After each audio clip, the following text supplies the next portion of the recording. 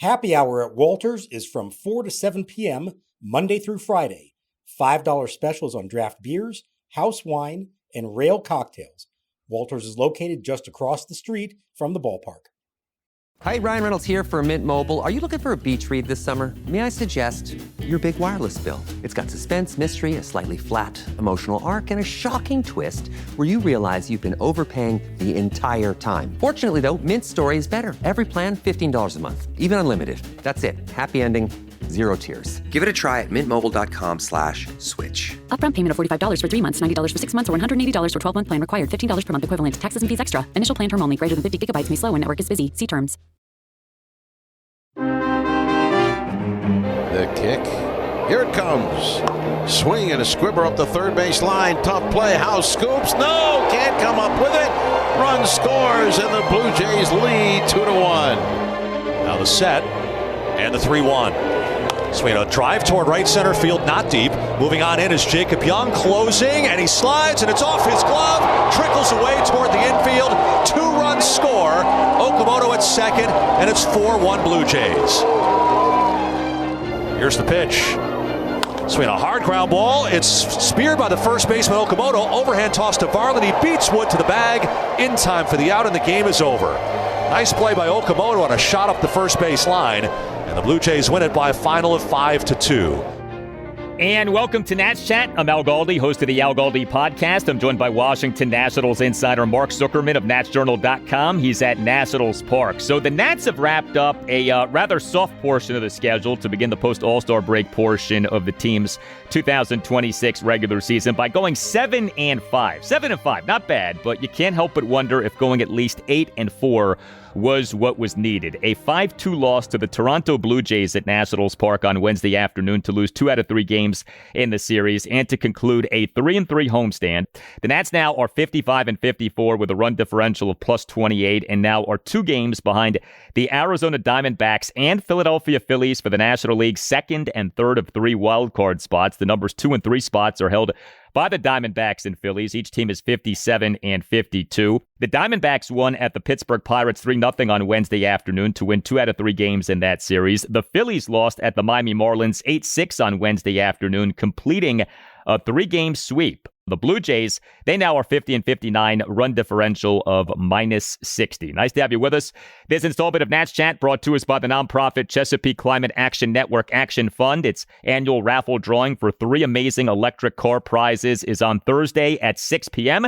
Tired of $4 for a gallon of gas? Hurry and buy tickets while they last at evraffle.org. That's evraffle.org. Proceeds help CCAN Action Fund fight for cleaner air in the DMV. Again, that website is evraffle.org.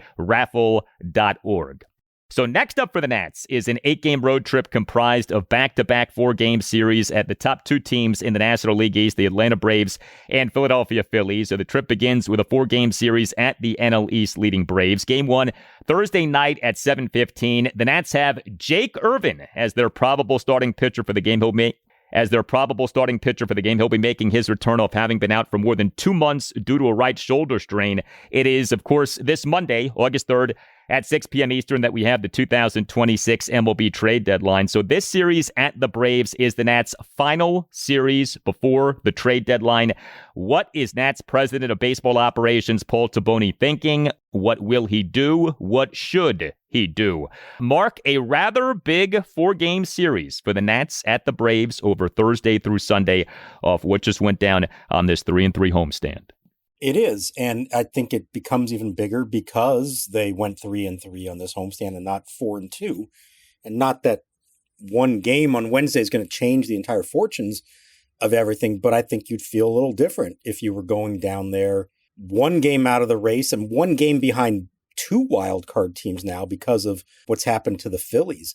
That sounds a lot different to me. It's only 1 game, but it sounds like a difference to be 1 game back of those 2 versus 2 games back, and more importantly, now tied, at least as we record this, with 3 other teams in the mix in San Diego, Pittsburgh, and Miami. And so we have to remember this thing is still wide open. It feels like every day the standings are changing in some respects, and the 2 teams that are in are different, and the 2 teams that are looking up at a whole bunch of others are different. And that magnifies the importance of all of these. And so you go down there to Atlanta. That's a tough assignment against a team that is in first place. We know how tough of a ballpark that's always been for this team to have success in. That's a case where, like, you're hoping you go 2-2. 3-1 would be fantastic. But if you can hold your own and go 2-2, I think you're fine. But you're going to have to do that, because if you don't, you lose 3 out of 4. You're now going into the trade deadline under 500. And that's a tough thing to convince everyone that you're a buyer if you have a losing record come Monday. You know, it's funny, we don't even talk about the National League East standings. The Nats are up to being in third place in the division for whatever that is worth. There's been this presumption for months now that the Braves are going to run away with the NL East. And, you know, the Braves probably are going to win the division, although the division lead for the Braves maybe not as robust as people might have anticipated by this point. I keep wondering this, though, when it comes to the thinking of Toboni, and we know how process-driven now the Nats are. Do you think it's possible his mind is already made up on what he wants to do and that he's not going to let a game here or a game there sway him? Like, is it possible that trading away of Curtis Mead is a sign that Toboni already has in his mind what he wants to do regarding this trade deadline? Or do you think that things are as sensitive as how the Nats do say over these 4 games at the Braves could determine what Toboni does? I think the way I'd put it is this. I would guess that for a few weeks now, he's had in his mind what he thinks is going to happen or what he would like to do, but he's keeping himself open-minded based on what happens in these individual games. And a winning streak, a losing streak could alter that in some way. I take him at his word with what he said after trading Mead, when he acknowledged that this team has that it factor, and he thinks that they've earned the right to try to keep this thing going. I believe him at that. Now, that doesn't mean he's all in on this year at the expense of the future. I don't believe he's there at all. I really do think he's thinking long-term in general. But depending on how these things go, I do think he is willing to add what he can to try to help their chances now without hurting their chances down the road. But they basically keep doing what they've been doing all along, which they win 2, they lose 1. They win 1, they lose 2. They're, for all intents and purposes, a 500 team, and that's great compared to what the expectations were. And this year, in this wide open race, that's kind of what everybody seems to be. So you're not distinguishing yourself good or bad compared to the rest of the pack. But I think deep down, he kind of knows what this team is, and that he's probably not going to be able to make a dramatic difference in their fortunes. But he also knows you just look at the standings every day and say, we're in it. I can't look these guys in the eye and say, sorry, I don't believe in you. So he has to at least consider the possibility of adding on in an attempt to win right now. Going to be so interesting to see how the Nats offense does over the 4 games at the Braves. We know how great the offense has been, but the offense in this series against the Blue Jays held to just 2 runs in each of the Nats' 2 losses in the series. The Nats on Wednesday afternoon, just 2 runs, just 6 hits, which were 2 doubles and 4 singles, just 2 for 9 with runners in scoring position. The Nats did draw 5 walks, but some major missed opportunities. How about the bottom of the 8th? The Nats in the bottom of the 8th scored a run, then had the bases loaded with just 1 out, but Dalen Lyle struck out swinging, and Jacob Young had a fly out to center field. The Blue Jays closer, Louis Varland, ended up tossing 2 scoreless innings for a 6-out save. The Nats had opportunities in this game, and, you know, we could go beyond just that 8th inning, but that bottom of the 8th, so frustrating from a Nats perspective. That had big inning written all over it, and instead the Nats got just the 1 run. And I think, to me, the story of this game from an offensive standpoint is the lower half of the lineup and the opportunities they were presented and the lack of their ability to do anything with it. We know this has been the most productive lineup in baseball, but when you actually look at the names 1 through 9 on most days, 6 through 9 doesn't often impress you very much. And there are certain days when it really doesn't stand out. And this kind of felt like one of those, when you've got Harry Ford batting 5th, Dalen Lyle, who has really been slumping, batting 6th, Jacob Young 7th, Jorbit Bibas 8th, and Nasim Nunez 9th. Those were the guys who kept coming up in spots in the 7th, 8th, and 9th innings with a chance to make something happen, and really none of them were able to deliver for you. Now, those Blue Jays arms in the bullpen, those are tough arm angles. You had Savage over the top, Rogers from underneath, Varland at a different angle. Like, those were not easy at bats, but the opportunities were there, and it did feel like boy, these are the best options Blake Butera has for these situations. And frankly, they probably were. And that does concern me a little bit. As good as the lineup is as a whole, there are still a decent number of these players getting regular at-bats and coming up in big spots who have not necessarily proven that they're up to those tasks. And I think you saw several of them in this game. The other thing with this lineup is it feels like for so much of this season, we have had at least one person like on fire, right? Like we've talked about, K-Bit Ruiz in May, Luis Garcia Jr. in June, CJ Abrams in July, Andres Chaparro in July, James Wood at various points. And it is a little dangerous to live like that, of always having to have at least someone who is hitting out of his mind, because at some point you're probably not going to have anybody hitting out of his mind, and you're going to have people sort of, be who they are, right? The water finding its level, as the cliche goes. And, that would be, I think, a concern with the offense moving forward. But of course, the overall body of work of this offense has been so good. We mentioned what happened in the bottom of the 8th. What about the bottom of the 7th? So Jacob Young in this game, he was the Nats starting center fielder and number 7 batter, 1 for 2. RBI double and a walk. He and the Nats 1 run fourth had a 2-out RBI double to left field to put the Nats up 1-0. But also with Young in this game, bottom of the 7th, he would Dalen Lyle on first, no outs, and the Nats down 2-1. Had a sacrifice bunt. And a lot of us were like, hey, why exactly did you just do that? Next up were the weak-hitting Jorbit Bibas and Nasim Nunez, and not surprisingly, each guy made an out. Interesting revelation from Nats manager Blake Butera during his post-game press conference. Young bunted on his own.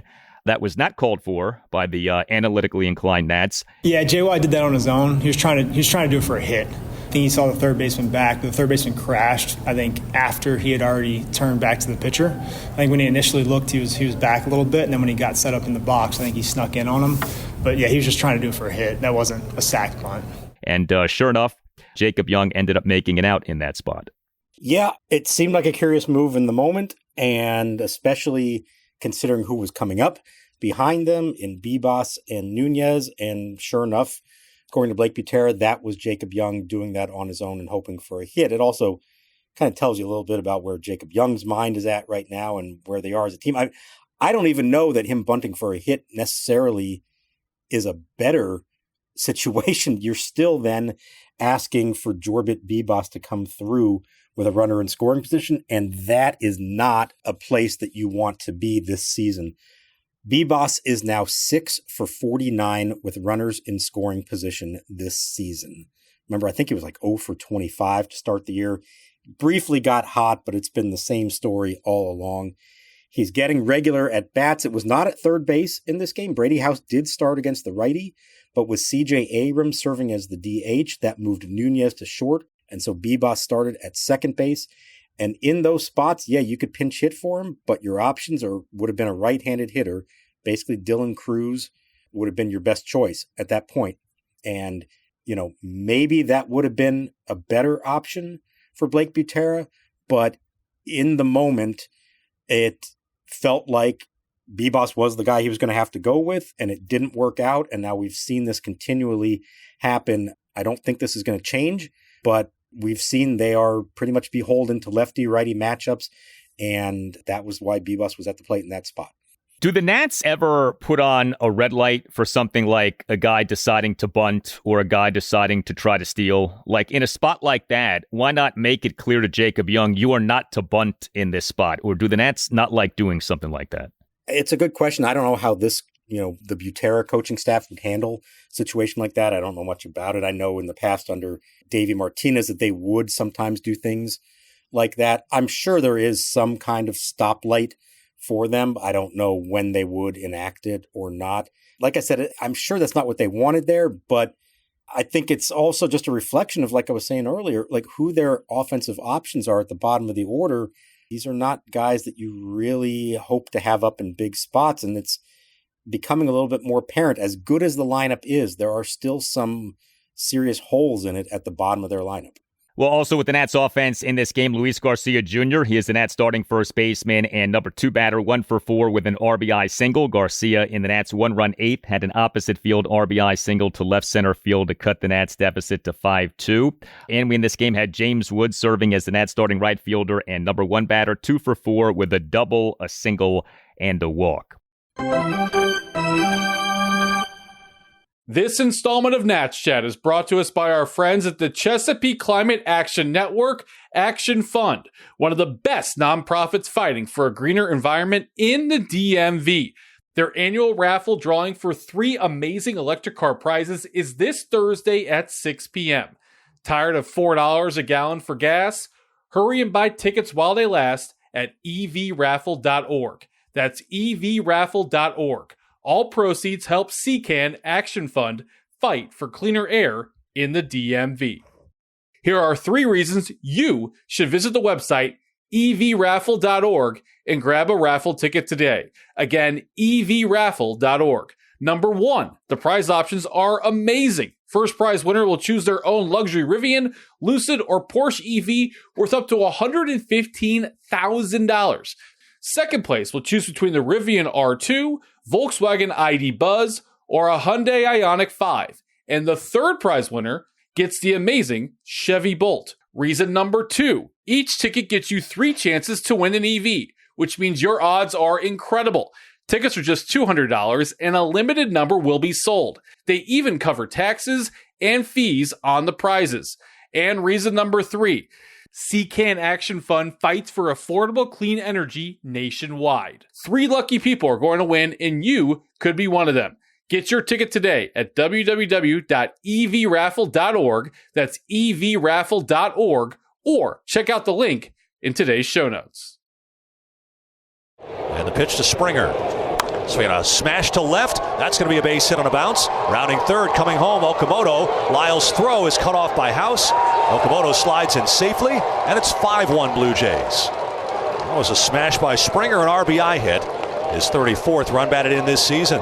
Really interesting game for the Nats bullpen. So the Nats relief pitching in this 5-2 loss to the Blue Jays at Nationals Park on Wednesday afternoon, not good, but also victimized by some bad luck. 5 Nats relievers combined to allow 5 runs in 4 into third innings, but there's some important nuance here. So Max Kranick was the first reliever into this game for the Nats. He allowed 1 run in 1 inning. Kranick in the top of the 6th allowed a run on a leadoff walk of George Springer and a 2-out RBI double by Ernie Clement to left field to tie the game at 1, although the double nearly was an out. Nats left fielder Dalen Lyle nearly made a sliding catch, but the ball came out of his glove. Eddie Jean tossed a third of a scoreless inning. He in the top of the 6th faced 2 batters, got 1 out, but shortstop Nasim Nunez committed a 2-out fielding error on a grounder by the Blue Jays' number 9 batter Davis Schneider. The grounder induced by Jean and ended up loading the bases, but Jean then induced a ground out by the Blue Jays' number 1 batter Yohendrick Pinyango for the 3rd out. Orlando Revolta allowed 1 run in 1 inning. He in the top of the 7th allowed a run on 3 singles, but boy, was Revolta victimized by some bad luck, including a 2-out opposite field RBI infield single by Dalton Varsho toward the third base bag on an 0-2 pitch for a 2-1 Blue Jays lead.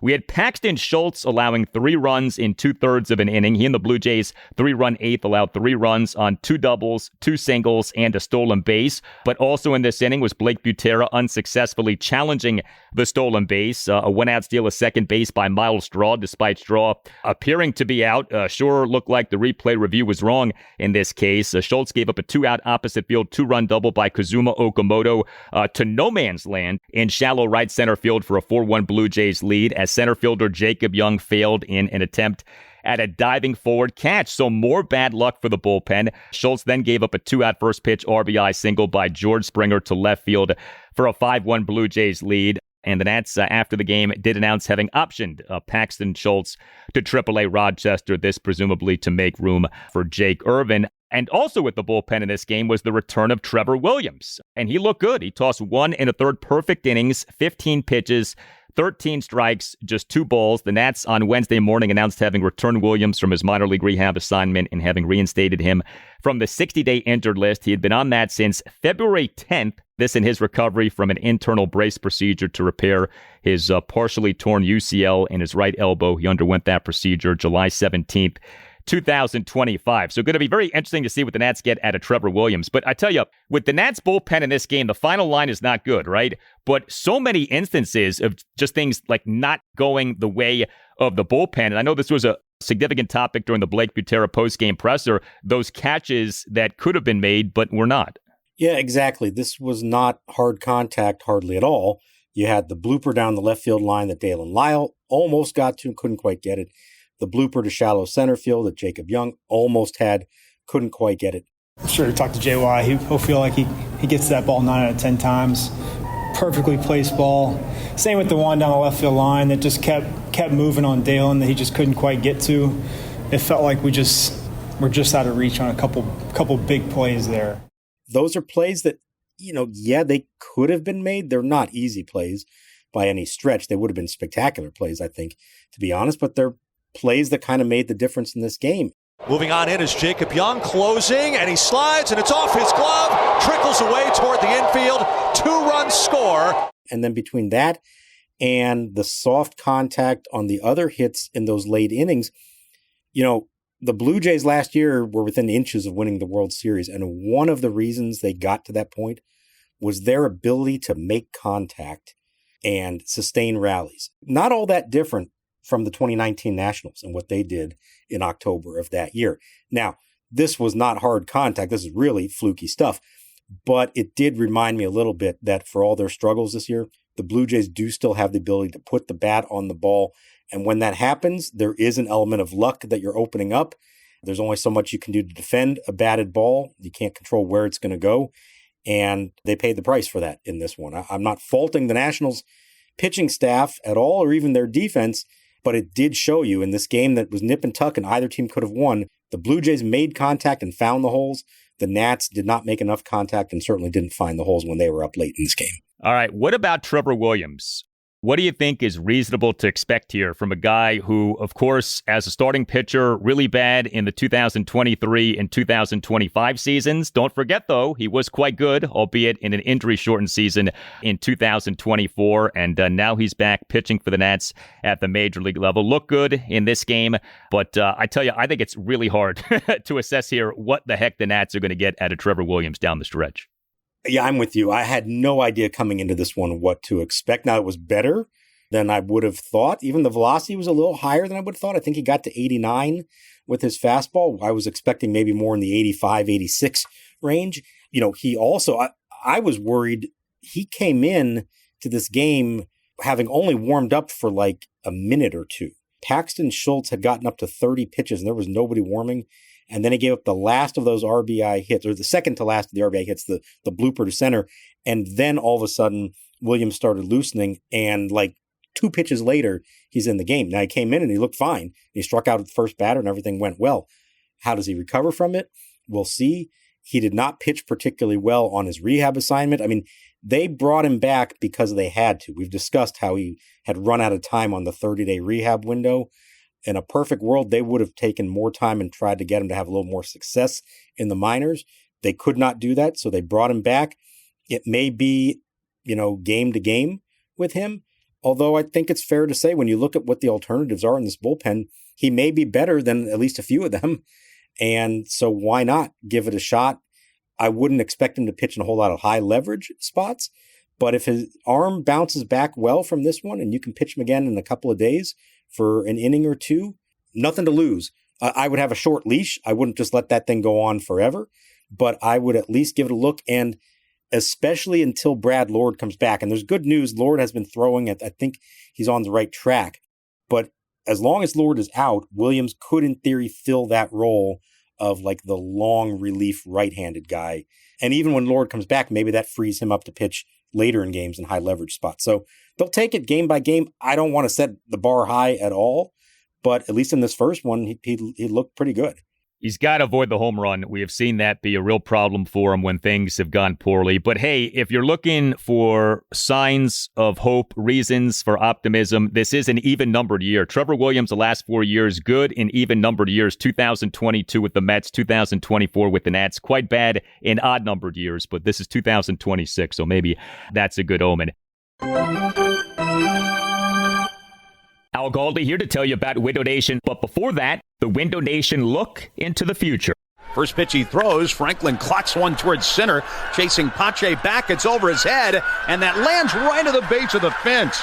Romero has scored, Glasser off in the crack of the bat, speeds for home and dives in safely without a throw. Hey, Al Galdi here for Window Nation. If you're using chat to research your next home improvement project, forget the prompts. We've got all the details on a company that you can trust. For replacement windows and doors without the hassle, just look up Window Nation. Window Nation is the real deal. Homeowners across the country love the one-day installation process, especially since Window Nation installers leave your home cleaner than when they started. And this month, you can get 50% off all window styles, plus 0 down, 0 interest, and no payments for 2 years. That's a lot of savings on top of quality windows and doors. 866-90NATION or windownation.com, and tell Window Nation that you want the deal that you heard about from Al Galdi on the Nats Chat podcast. Window Nation, the real deal when it comes to replacement windows and doors. 866-90NATION, windownation.com, and tell Window Nation that you want the deal that you heard about from Al Galdi on the Nats Chat podcast. Imagine buying your kid a toy only to find the batteries aren't included, or buying furniture but missing the tools to build it. Frustrating, right? Now imagine the exact same feeling, but you're paying way more. That is what buying business software usually feels like. Fragmented, disconnected, and incredibly expensive. Odoo completely changes that. Odoo is a complete, fully integrated business suite where all your apps actually talk to each other. We're talking automated lead routing for your sales team, seamless AI integration, and intuitive point-and-click website builder. It's everything your business needs to scale, saving you time, headaches, and money. Stop piecing your software together. Go to odoo.com. That's ODOO.com to learn more. There goes the runner. The pitch is swung on and missed. The throw down to second. Okamoto's going to get in a rundown, but Bibas is going to run him down and tag him out to end the inning. It's a strike him out, throw him out, double play. Springer down swinging. Okamoto came to a stop, couldn't elude the tag of Bibas, and Littell finds himself getting out of trouble. The Nats starting pitcher for this 5-2 loss to the Blue Jays at Nationals Park on Wednesday afternoon, Zack Littell. No opener for Zack Littell, and he did well. 4 2/3 scoreless innings. Now, the peripherals were not exactly sparkling. Gave up 4 hits, which were a double and 3 singles. He issued 3 walks. He recorded just 2 strikeouts. He threw 81 pitches, 50 strikes, 31 balls, but the run prevention was there again. 4 2/3 shutout innings. Here to me is what stands out with Zack Littell. So we know that the overall numbers are not good. They are 22 games, including 14 starts, ERA 4.94. He does have the ERA under 5 now, whip of 134. But if you go game by game, he has allowed 2 earned runs or less in 14 of his 22 outings. His bad outings have been really bad, but he actually has had a decent number of decent, if not good outings. And it stands out. You know, at no point in this season has he had like what you would call good stats. Like that ERA has been bad for basically the entirety of this campaign. But he has had a decent number of these games in which he's given up, again, 2 earned runs or less. And this was another such outing. I really feel like it boils down to him when he keeps the ball in the park, he's been pretty effective. And when he doesn't, that's when it gets ugly. It's been that simple. He's done a nice job the last couple times out of using his splitter more.